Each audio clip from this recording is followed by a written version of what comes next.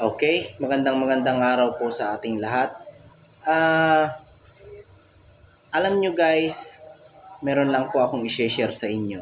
Kaya po ako nag-upload muli ng video. Yan. Alam nyo guys, nakakalungkot lang ang sitwasyon ng PWD Federation dito sa Pilipinas. Kasi dito, kung hindi ka magmakaawa, hindi ka mabibigyan. At yung iba, kung sino lang yung mga kakilala nila, siya lang yung pinipili nilang tulungan. Ano po? Natutuwa ako doon sa mga PWD sa ibang bansa. Alam nyo, sa PWD sa ibang bansa, ang mga PWD doon ang mga namumuno, walang palakasan system.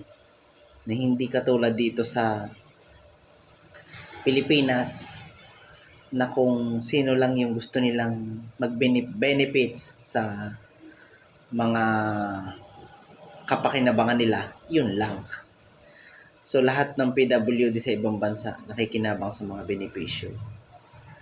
Unlike dito sa atin sa Pilipinas na kung sino lang talaga yung gustong tulungan ng iba, yun lang yung nagbe-benefits.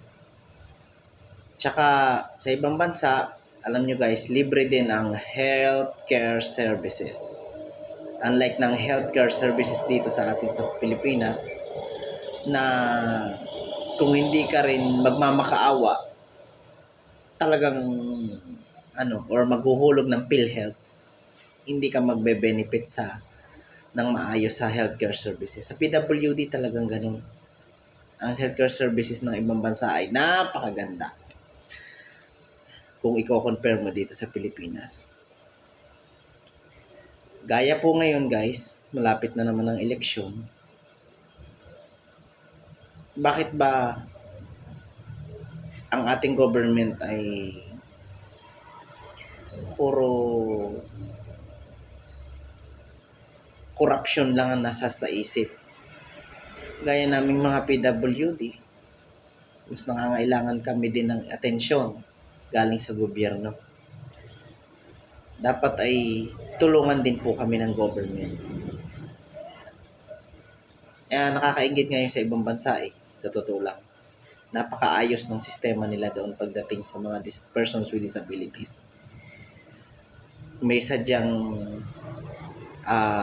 daanan para sa kanila.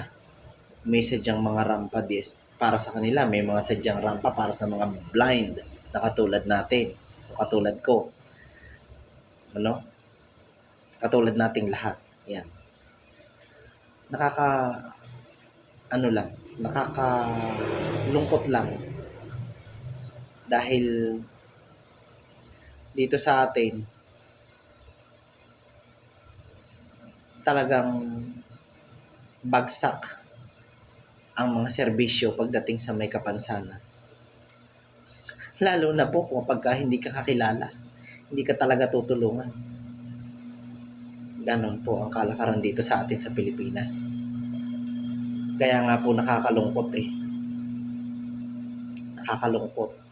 Kasi, corruption. Tapos palakasan system. Yan po ang nananaig sa atin dito sa ating bansa. Unlike doon sa ibang bansa.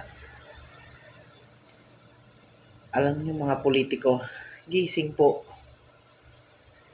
Magising po tayo sa katotohanan. Hindi po kami pabigat para hindi nyo tulungan. Kami pong mga PWD ay nagtatrabaho din naman. Nagtatrabaho din po kami ng maayos.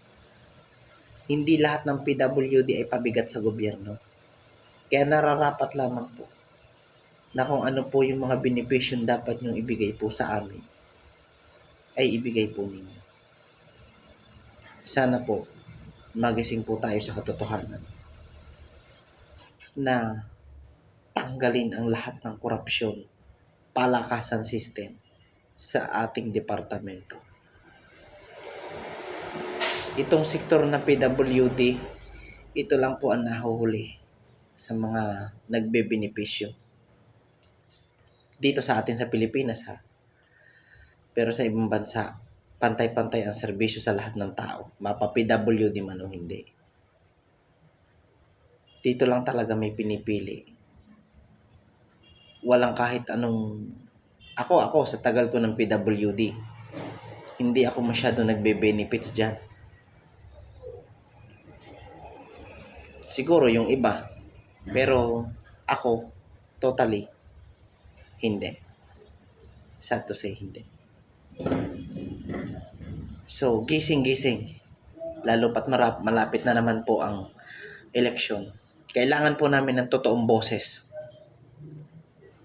sa mga nanunungkulan dyan sa gobyerno. Bigyan nyo naman po ng boses kaming mga persons with disabilities. Yun lamang po. Guys, magandang araw sa inyong lahat. Kami po ay mga PWD ay hindi po kami